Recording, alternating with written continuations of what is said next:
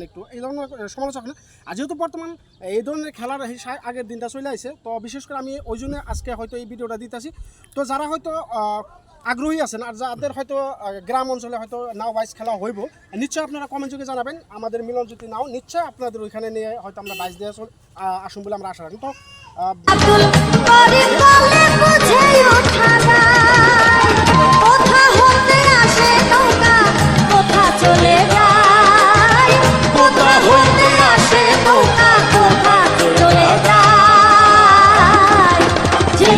ঝিলমিল করে রে ময়ূর কমতি নাই, ঝিলমিল করে রে ময়ূর কমতি নাই।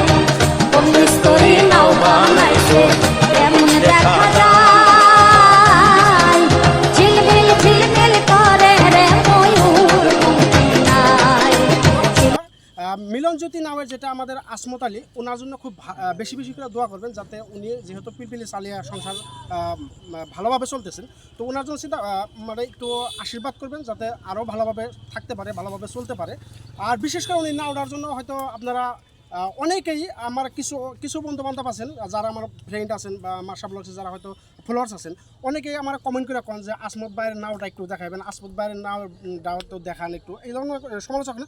আর যেহেতু বর্তমান এই ধরনের খেলার আগের দিনটা চলে আসছে, তো বিশেষ করে আমি ওই জন্য আজকে হয়তো এই ভিডিওটা দিতেছি।